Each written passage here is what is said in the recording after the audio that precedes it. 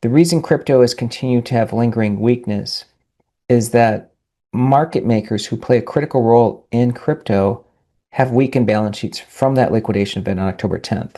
Now, market makers are essential to crypto liquidity. They're essentially acting like central banks because they provide liquidity, and their pulling back is the equivalent of QT for crypto. They reported a surplus, which means liquidity is dried up. And if I go all the way back to the slide I presented here, again, the markets were front running the liquidity, the money that has to be printed, or else the entire global financial system is going to fall apart. And if that's going to happen, yeah, Bitcoin's going to go down, gold's going to go down, everything's going to go down, and we're all going to live through an incredibly trying chapter in humanity, which is maybe the case.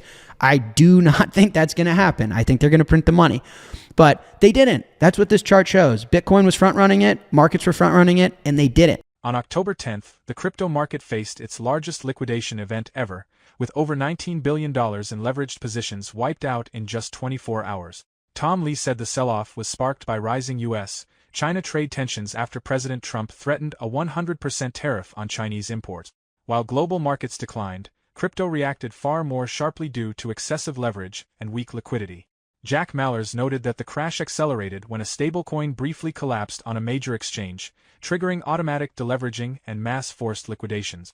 This set off a chain reaction that overwhelmed market makers, who normally provide stability and liquidity to the market. Their sudden pullback intensified selling pressure across the board. The impact was severe, with Bitcoin dropping 14%, Ethereum falling 12%, and many smaller tokens suffering even bigger losses. The event exposed the fragility of crypto market infrastructure compared to traditional finance. Its effects are still being felt today through cautious market behavior and reduced liquidity. Hey, I am Maria with DailyDoseCrypto. Have you noticed that gold, silver, and Bitcoin have hit all-time highs recently?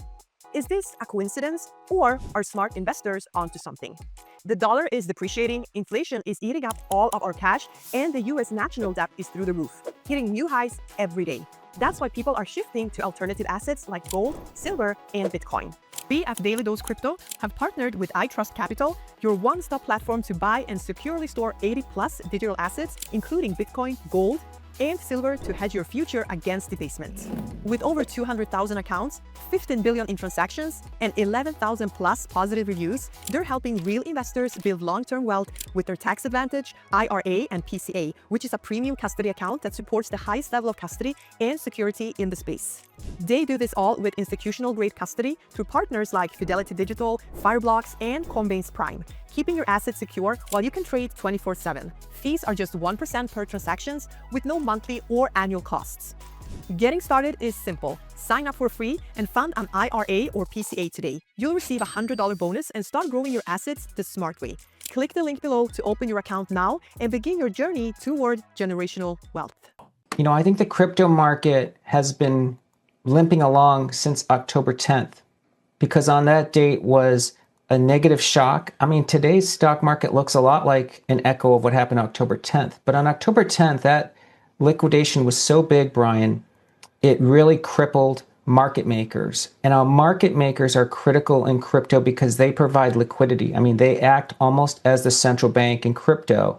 And if they've got a hole in their balance sheet that they need to raise capital for, they need to reflexively reduce their balance sheet, reduce trading, and if prices fall, they've got to then do more selling. So I think that this drip that's been taking place for the last few weeks in crypto reflects this market maker crippling. And so in 2022, it took 8 weeks for that to really get flushed out. We're only 6 weeks into it.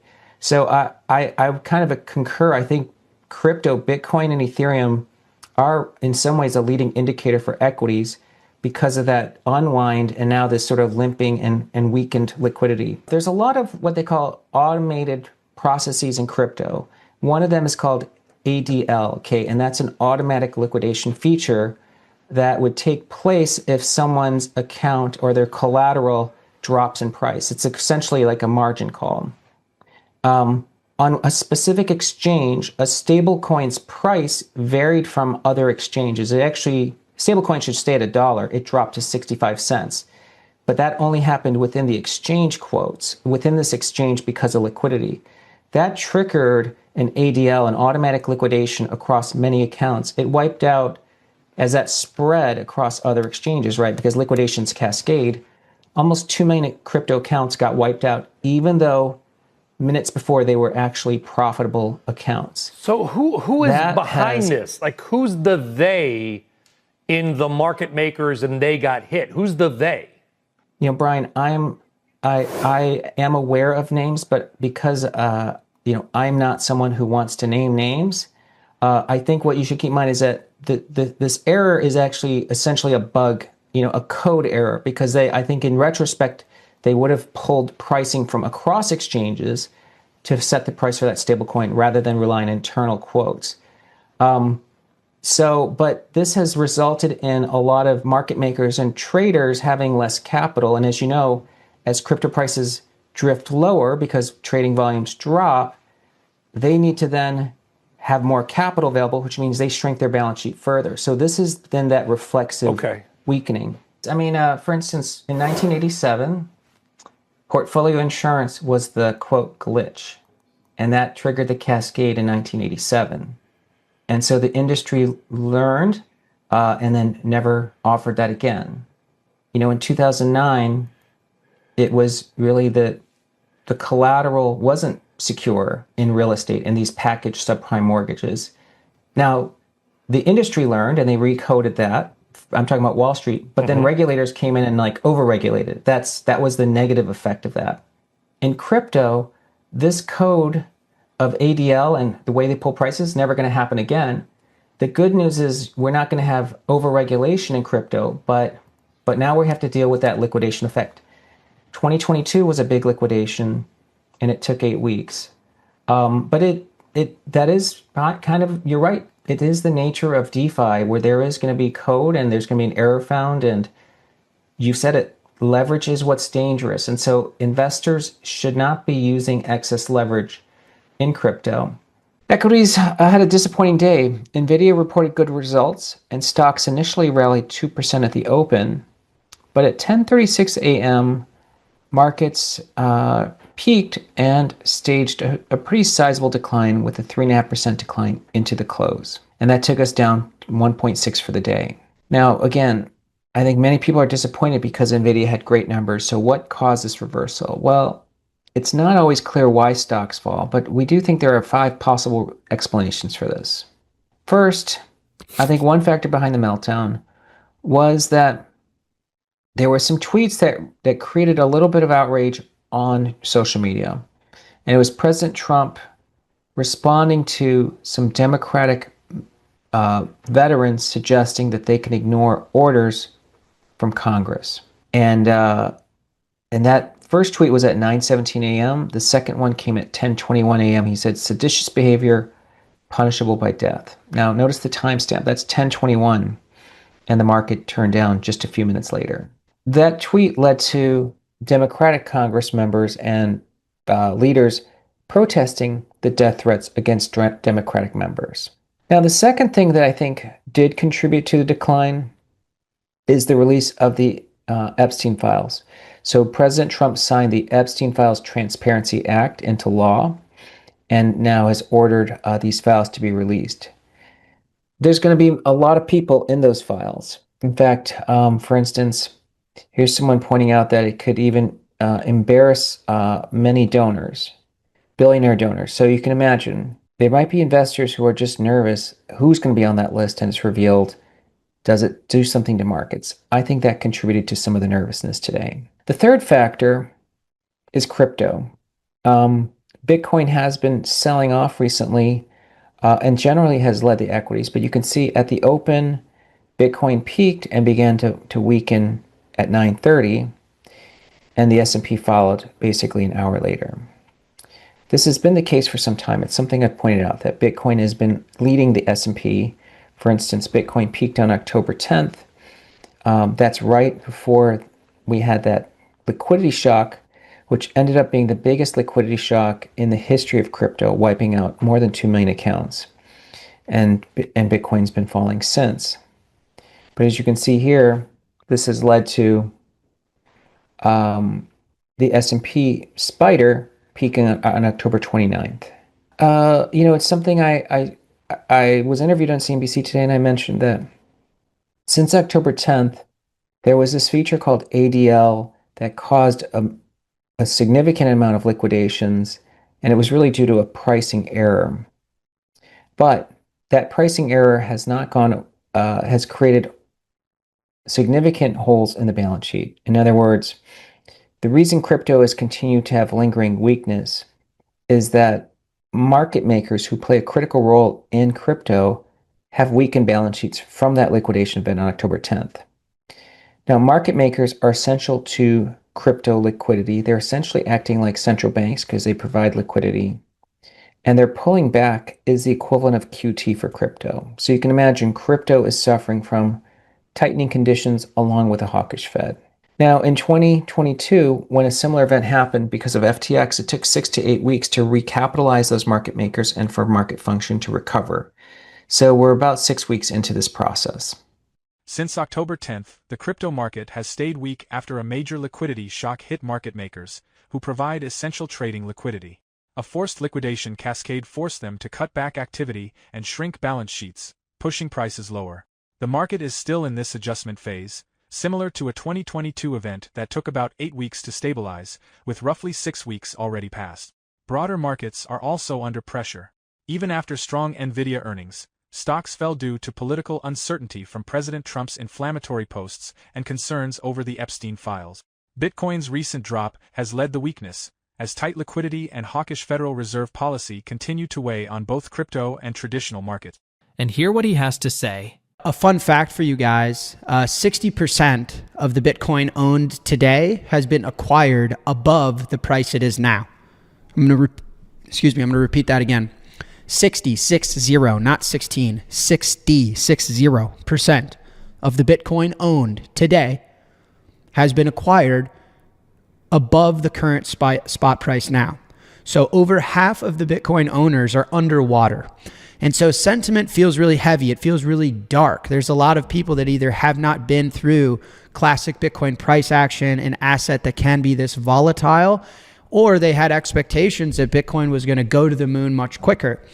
I hold the opinion that this is a price correction. I think we're setting up for new highs. I do not believe, as I've said on the show, that this is a 4-year bear cycle and we're in for 2 years of down. And I want to be able to explain that to you guys today and make my claim. And if I'm wrong, I'm wrong. But I feel very strongly and very convicted that I'm not. And so that's what today's rant will be. So this is a screenshot of what I posted on Nostr. If you guys aren't on Nostr, I highly recommend it. Think of it like a distributed Twitter, a distributed social media network. It's a place where you can't really be censored. And so my post read, beginning of the bear market or the setup for new highs? I make the case that Bitcoin is the only liquidity smoke alarm the US has left and is telling us there aren't enough dollars sloshing around the filthy fiat financial system. Team Red has to print a lot of money, and we will look back at this time as a buy the dip opportunity dressed as 4-year cycles. And so I also wanted to show you guys this tweet that I tweeted on X, the centralized social media platform run by Elon Musk. When did I tweet this? Friday? Saturday, maybe? I don't know. I've been all over the world recently, so my days are kind of getting lost on me. But it reads, gold making new highs tells you fiat is broken and governments have to print. Bitcoin selling off tells you the system will crack before they're forced to. Remember, Bitcoin is the only free market we have left, a liquidity smoke alarm revealing truths the system tries to hide. And so really what's baked in my thesis, in my viewpoint in regards to Bitcoin, is this liquidity smoke alarm idea. He said, the AI narrative is dead. Quantum and nuclear, forget about them. And crypto? Oh boy, crypto. Sell, sell, sell.